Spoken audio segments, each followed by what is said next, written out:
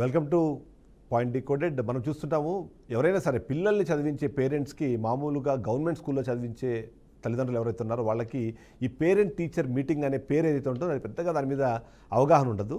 అక్కడ ఎవరైనా సరే పేరెంట్స్ వెళ్ళి టీచర్స్ని కలుస్తూ ఉంటారు, కానీ బట్ దానికి ఒక యాక్టివిటీ లాగా ఎప్పుడు కనిపిస్తుంది. కానీ అదే ప్రైవేట్ స్కూల్స్లో ఎవరైతే పిల్లల్ని చదివిస్తున్నారో వాళ్ళకి ఈ పేరెంట్ టీచర్ మీటింగ్ అనేది ఒక రెగ్యులర్ యాక్టివిటీగా ఉంటుంది.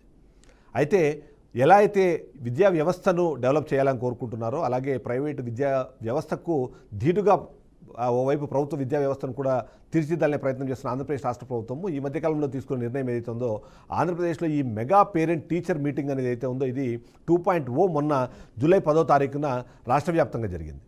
సో అంతకుముందు కూడా ఒకసారి జరిగింది, బట్ ఈసారి జరగడం మాత్రం ఖచ్చితంగా ఒక గొప్ప విషయంగా మనం చూడాల్సి ఉంటుంది. ఎందుకంటే మొత్తం 61,135 విద్యా సంస్థల్లో ఈ పేరెంట్ టీచర్ మీటింగ్ని పెట్టడము, అందులో 74.96 లక్షల మంది విద్యార్థులు, 3.32 లక్షల మంది ఉపాధ్యాయులు, 1,49,00,000 మంది తల్లిదండ్రులు కూడా దీంతో కనిపించి ఉండడం. అంతేకాకుండా మొత్తం అందరూ దాతలతో కలిపి 2,28,00,000 మంది ఈ మీటింగ్లో పాల్గొనడం అన్నది ఒక గొప్ప విశేషంగా మనం చూడాల్సి ఉంటుంది.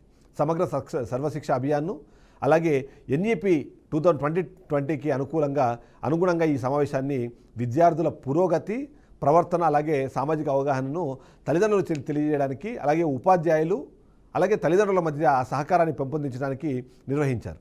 సో ఈ కార్యక్రమంలో చూసినప్పుడు హోలిస్టిక్ ప్రోగ్రెస్ కార్డులు ఇవ్వడం కానీ, వాటిని ఇచ్చి ఆ తర్వాత పాఠశాలల పనితీరు ఎలా ఉంది, మౌలిక సదుపాయాల లోటు ఎలా ఉంది అనే దానిపైన చర్చించడం అన్నది, ఇక మరికొన్ని ఆనందకరమైన కార్యక్రమాలు అక్కడ నిర్వహించడం అన్నది, ఆటలు నిర్వహించడం అన్నది మనకు చాలా క్లియర్గా కనిపిస్తుంది. సో ఈ పేరెంట్ టీచర్ మీటింగ్కి సంబంధించి మనం డిస్కస్ చేసుకునే నేపథ్యంలో అసలు పేరెంట్ టీచర్ మీటింగ్ అంటే ఏంటి, ఏదైతే పిల్లలకు సంబంధించిన ప్రోగ్రెస్ ఎలా ఉంది అన్నది తల్లిదండ్రులకు చెప్పడము, తల్లిదండ్రులకు ఆ సందర్భంలో నిర్వహించాల్సిన వాళ్ళ కొన్ని డ్యూటీస్ ఉన్నాయి వాటిని వాళ్ళకు తెలియజేయడము, అలాగే స్కూల్లో ఏవైనా సమస్యలు ఉన్నాయన్న విషయాన్ని టీచర్లు తెలుసుకొని అది పేరెంట్స్ టీచర్స్ మీటింగ్లో వాటి గురించి డిస్కస్ చేసుకొని వాటి నుంచి బయటపడడం ఎలా అనే విషయానికి సంబంధించి ఒక ప్రయత్నం చేసే ఏదైతే అది దాన్ని అంటారు. కానీ ఇలాంటి పేరెంట్ టీచర్ మీటింగ్లు జరిగినా సరే గిన్నీస్ వరల్డ్ రికార్డుకి వెళ్ళేంత స్థాయిలో ఒక పేరెంట్ టీచర్ మీటింగ్ జరగడం అనేది ఖచ్చితంగా గ్రేట్గానే మనం భావించాలి. గతంలో కూడా డిసెంబర్ 7, 2024లో కూడా పేరెంట్ టీచర్ మీటింగ్ జరిగింది. అప్పుడు 25.46 లక్షల మంది తల్లిదండ్రులు పాల్గొంటే, ఇప్పుడేమో మనం చూసాం కదా 2 కోట్లకు పైగా మొత్తం దీంట్లో పాల్గొనడం అనేది మనకు కనిపిస్తుంది.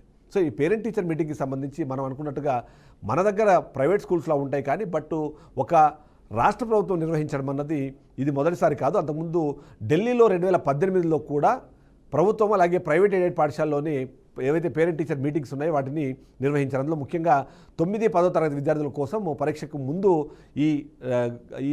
ఈ మీటింగ్ నిర్వహించి వాళ్ళకి సంబంధించిన ప్రోగ్రెస్ని చెప్పడం.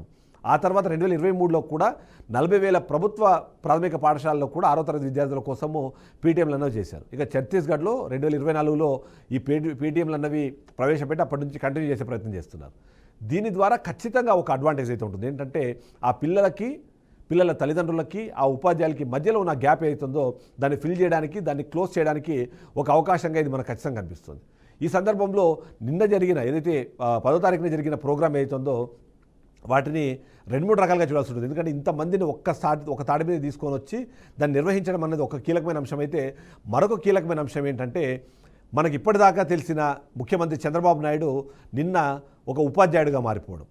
ఇప్పటికే విద్యాశాఖ మంత్రిగా ఉన్న లోకేష్ అక్కడ స్టూడెంట్గా కూర్చొని ఆయన చెప్తున్న పాఠాలను వినడం, ఆ పాఠాలు వినే క్రమంలో కూడా ఎలా ముందుకు వెళ్ళాలి, తన భవిష్యత్తును ఎలా ముందుకు తీసుకెళ్లాలనే విషయానికి సంబంధించి కూడా వాళ్ళు చెప్పే ప్రయత్నం ఏదైతే ఉందో ఆ ప్రయత్నం అన్నది సూపర్. అయితే ఆ సూపర్ సంబంధించిన ఇది ఇప్పుడు గిన్నీస్ బుక్లోకి వెళ్ళే అవకాశం ఉండడం అనేది మరొక కీలకమైన అంశం. ఈ సందర్భంలో కొన్ని ఇంట్రెస్టింగ్ విషయాలు కూడా అక్కడ మనకు కనిపించాయి.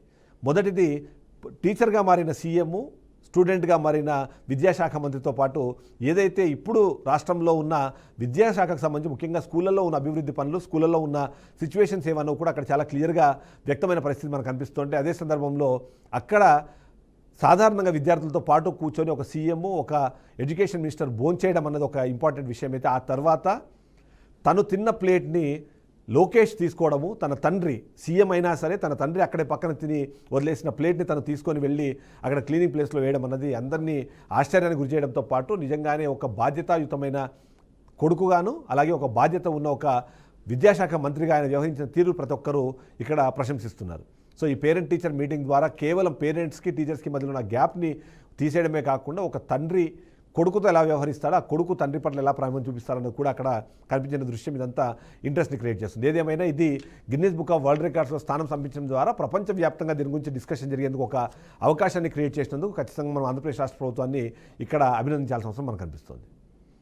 సో పాయింట్ డికేటెడ్లో ఇవాళ సెకండ్ పాయింట్ మనం చూసాము. ఏదైతే పేరెంట్ టీచర్ మీటింగ్ పేరుతో జరిగిన ఆ యాక్టివిటీ ఏదైతే ఉందో అది చాలా ఇంట్రెస్టింగ్గాను అంతేకాకుండా ఇన్నోవేటివ్గాను ఉందన్నదైతే ప్రతి ఒక్కరూ ప్రశంసిస్తున్న నేపథ్యంలో దాన్ని మనం కూడా బీఆర్కే న్యూస్ తరఫున ప్రశంసిద్దాం. ఇది వాళ్ళ పాయింట్ డికోడెడ్. రేపటి పాయింట్తో మళ్ళీ కలుద్దాం. Stay tune to BRK news, తెలుగుడి సత్తా.